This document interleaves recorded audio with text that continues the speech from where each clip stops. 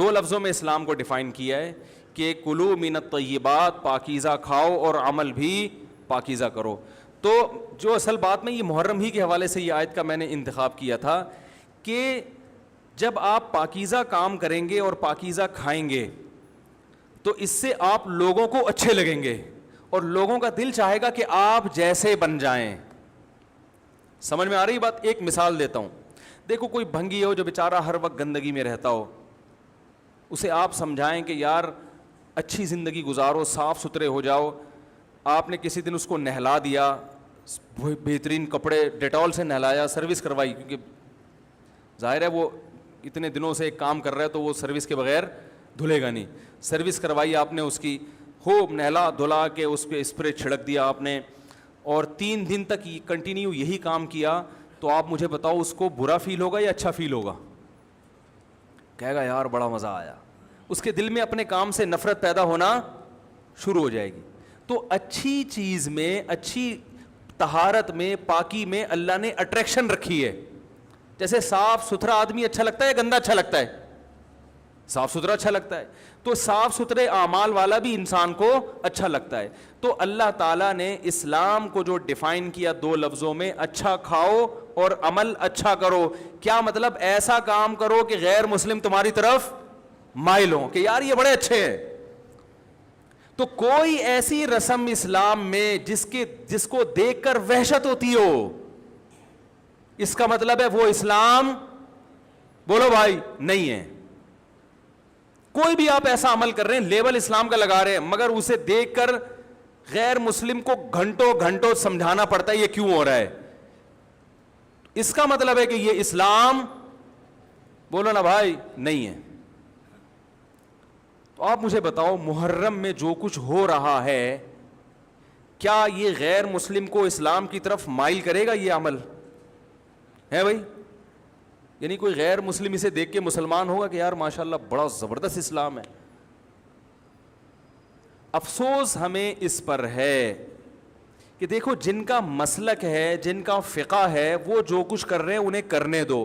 اپنے بارے میں یہ فیصلہ کرو کہ ہم سنی ہیں یا شیعہ ہیں. فرقے شروع سے چلے آ رہے ہیں نا, شیعہ اور سنی, ختم کرنا تو ممکن نہیں ہے. تو حضرت عیسیٰ علیہ السلام جب نازل ہوں گے تو تلوار کی زور سے تمام فرقوں کو ختم کر دیں گے.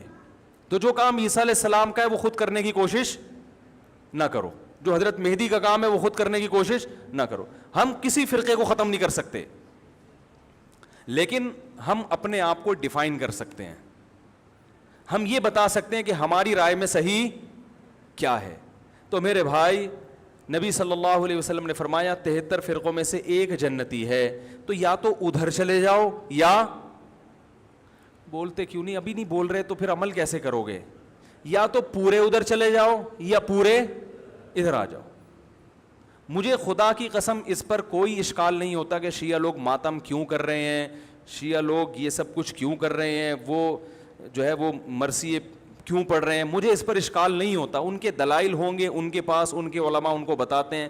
وہ کب کہتے ہیں کہ ہم سنی ہیں, وہ کب کہتے ہیں کہ ہم صحابہ کو حجت سمجھتے ہیں؟ ایک چیز کا انہوں نے دعویٰ ہی نہیں کیا تو ہم ان پر وہ کیوں تھوپے ان کے سر پہ. لیکن میں آپ کی بات کر رہا ہوں, میں ان لوگوں کی بات کر رہا ہوں جو اپنے آپ کو سنی کہتے ہیں. تو بھائی پھر سنی ہو تو جو اہل سنت والجماعت کے جو چاروں مکاتب فکر ہیں, حنفی, مالکی, شافعی, حنبلی, یہ اہل سنت کے ہیں نا, ان کی کتابوں میں کہیں بھی اس طرح کی کوئی چیز, بولو بھائی, نہیں ہے. ماتم کرنا اہل سنت کے ہاں جائز نہیں ہے. نبی صلی اللہ علیہ وسلم نے میت پر چیخو پکار کرنے کو حرام قرار دیا ہے. نوحہ کو جو میت پہ رونا پیٹنا ہوتا ہے, گریبان چاک کرنا, اس عمل پر آپ صلی اللہ علیہ وسلم نے لعنت فرمائی ہے. صحیح بخاری صحیح مسلم کی حدیثیں ہیں. حضرت جعفر طیار رضی اللہ تعالی عنہ, نبی کے سگے چچا زاد بھائی, میدان جنگ میں شہید ہوئے, 4 بیویاں بیوہ ہوئی ہیں, چھوٹے چھوٹے بچے یتیم ہو گئے. آپ نے ان کی بیویوں کو زور سے رونے کی اجازت نہیں دی.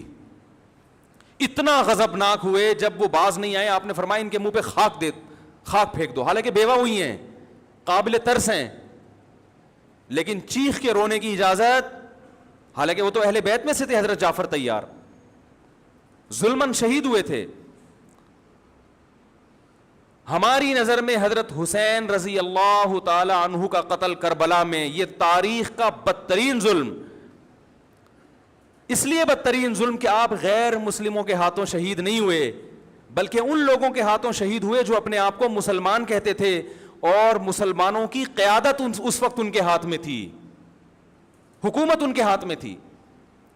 لیکن اس ظلم پہ اہل سنت والجماعت کے ہاں جو سنی ہیں ان کے چاروں مکاتب فکر کے ہاں نہ رونے پیٹنے کی اجازت, نہ نوحہ کرنے کی اجازت, اور نہ میرے بھائی ماتم کرنے کی اجازت. میرے بھائی آپ لوگ اللہ کا واسطہ محرم میں مرثیے نہ لگائیں. ہر گاڑی میں کوئی نوحہ چل رہا ہے, کوئی شیعہ ہے تو ٹھیک ہے وہ کرے, سنیوں پہ یہ کام زیب نہیں دیتا, کیونکہ یہ منافقت ہے. پتہ ہی نہیں چل رہا آپ ادھر ہو یا آپ ادھر ہو, آپ کا مسلک کہیں نہیں پتہ چل رہا. ہمیں ایک مسلک کو فالو کرو.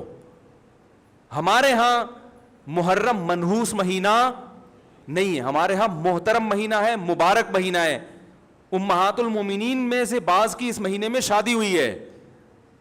ہم شہادت کو نحوست نہیں سمجھتے. 10 محرم پہلے سے مبارک تھا, حضرت حسین کی شہادت کی وجہ سے اور مبارک بن گیا, منحوس نہیں بنا.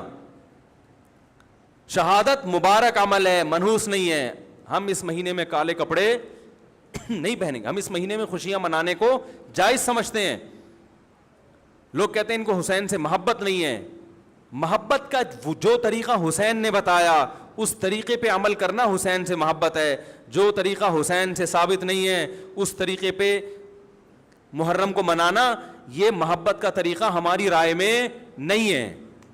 سمجھ میں آ رہی ہے بات کہ نہیں آ رہی ہے؟ اور ایک میں وضاحت کر کے بیان کو ختم کروں. بھائی یہ کوشش کریں گے نا اس کی, محرم نہ منحوس مہینہ ہے, نہ اس میں بلائیں نازل ہوتی ہیں, اس میں خوشیاں منانا بھی جائز ہے, اس میں نکاح کرنا شادی کرنا بھی درست ہے. یہ جو مشہور ہے محرم کی شادی ناکام ہوتی ہے 100% غلط ہے. جو شیعہ حضرات ہیں وہ بچیں اس سے. ہمارے ہاں یہ بالکل اس کی اجازت ہے, آپ محرم میں نکاح بھی کریں, محرم میں آپ اپنے بچوں کا عقیقہ بھی کریں, آپ اس جو ہے جو بھی خوشیاں ہیں آپ اس کی کریں, تاکہ اسلام کا جو رخ ہے نا, اسلام میں کوئی مہینہ منحوس نہیں ہے, تاکہ غیر مسلموں کے سامنے کم از کم ہماری طرف سے جو اسلام پیش ہو وہ یہ والا ہو, ان کی طرف سے وہ والا ہو. غیر مسلم کے پاس آپشن ہو کہ بھائی دیکھ لو ان میں جو اچھا لگتا ہے وہ والا اسلام آپ فالو کر لو, لیکن آپ بھی ویسے ہی بن گئے تو پھر اسلام کا ایک رخ جائے گا ان کے سامنے. سمجھ رہے کہ نہیں سمجھ رہے؟ تو اس لیے یہ گھروں میں مرثیے نہ لگایا کریں. میتوں پہ نوحہ کرنا, غم منانا ہماری شریعت میں پسندیدہ. 3 دن تک تعزیت ہے بس, اس کے بعد نہیں. اور عورت کے لیے شوہر کے مرنے پر 4 مہینے 10 دن عدت ہے.